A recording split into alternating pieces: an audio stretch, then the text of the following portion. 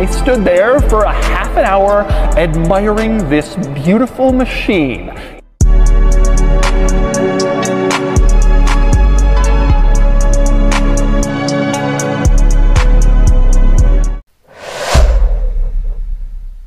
Assalamualaikum warahmatullahi wabarakatuh. Halo teman-teman, kami dari kelompok 6 akan mempresentasikan perang melawan kolonial Belanda. Untuk itu, alangkah baiknya kami akan memperkenalkan diri terlebih dahulu. Saya sendiri, Aman Syahputra sebagai moderator, dan teman saya, nama saya Aulia Trianjani sebagai penyaji 1. Dan saya Zelia Remona Arcinia sebagai penyaji kedua. Nama saya Marsa Melvin Lestari sebagai penyaji ketiga. Saya Anissa Nalajana sebagai penyaji keempat. baiklah, untuk mempersingkat waktu, kita langsung saja ke materi yang pertama. Kepada Aulia Putri Anjani, disilakan.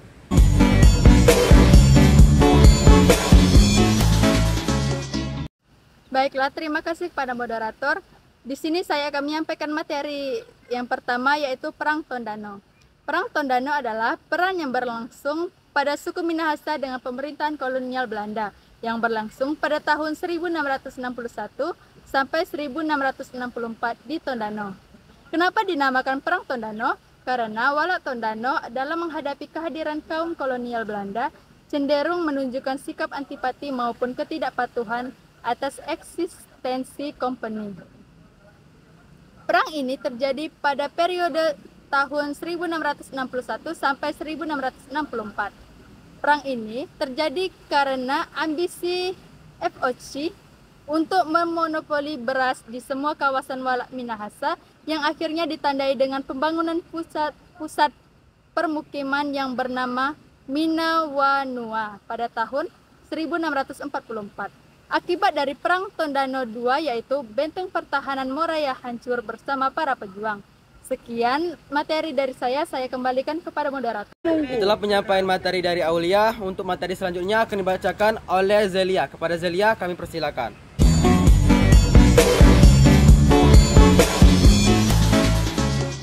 Terima kasih kepada moderator. Di sini saya akan menjelaskan materi tentang Perang Patimura. Perang Patimura adalah peristiwa sejarah yang terjadi di Maluku sebagai bentuk perlawanan rakyat terhadap VOC atau Serikat Dagangan milik Belanda. Dinamakan Perang Patimura karena perlawanan ini dipimpin oleh Thomas Matulesi atau dikenal sebagai Kapitan Patimura. Oleh karena itu, meletusnya perang disebut dengan Perang Patimura. Perang Patimura berlangsung selama 6 bulan memimpin perlawanan. Akhirnya Patimura tertangkap tanggal 16 Desember 1817. Patimura kemudian digantung di alun-alun kota Ambon. Perang Patimura disebabkan oleh pemberlakuan penyerahan hasil bumi kepada VOC pada tahun 1817. Terjadi perlawanan rakyat Maluku terhadap VOC atau Serikat Dagangan milik Belanda. Karena monopoli perdagangan rempah-rempah di daerah tersebut, dampak dari perjuangan yang dilakukan rakyat Maluku melalui Perang Patimura, salah satunya adalah direbutnya Banteng Durstede oleh rakyat Maluku. Perang Patimura juga berhasil menyatukan dan mengobarkan semangat perjuangan dari rakyat Maluku untuk melawan penindasan kolonial Belanda. Terima kasih, saya kembalikan kepada moderator. Itu adalah penyampaian dari Zelia. Untuk materi selanjutnya kita panggilkan Marsa Melvina Ayu Lestari. Kepada Marsa kami persilakan.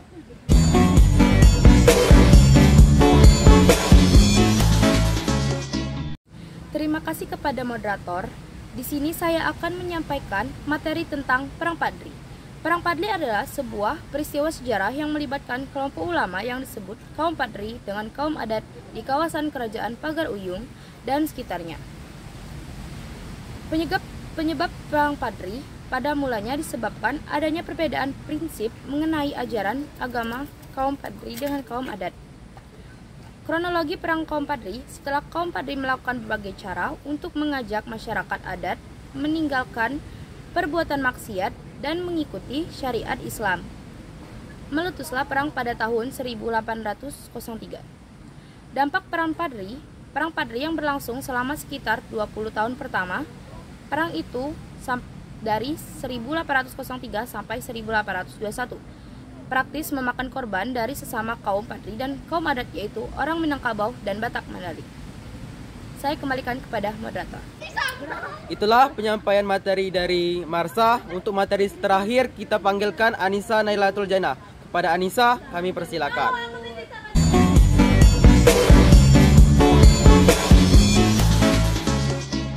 Baiklah, terima kasih kepada moderator. Di sini saya akan menjelaskan tentang Perang Diponegoro. Disebut Perang Diponegoro karena pemimpin perlawanan perang tersebut bernama Pangeran Diponegoro. Perang Diponegoro juga biasa disebut sebagai Perang Jawa karena terletak di tanah Jawa. Perang Diponegoro atau Perang Jawa itu terjadi pada tahun 1825 sampai dengan 1830. Terjadinya Perang Diponegoro karena Pangeran Diponegoro yang tidak menyetujui Belanda campur tangan dalam urusan kerajaan. Pangeran Diponegoro yang muak dengan sikap Belanda lalu menyatakan perlawanan dan menciptakan sikap perang. Dampak yang terjadi selama 5 tahun peperangan itu yaitu yang pertama menewaskan 200.000 jiwa penduduk Jawa, yang kedua raja dan bupati Jawa tunduk kepada Belanda, yang ketiga kekalahan Pangeran Diponegoro menegaskan penguasaan Belanda atas Pulau Jawa. Sekian presentasi dari saya kembalikan kepada moderator. Jadi teman-teman, kesimpulannya adalah perjuangan bangsa Indonesia melawan penjajah dilakukan selama lebih dari 3 abad yang memunculkan tokoh-tokoh di setiap perjuangannya. Meski dengan peralatan seadanya, Indonesia berani melawan penjajah yang ada.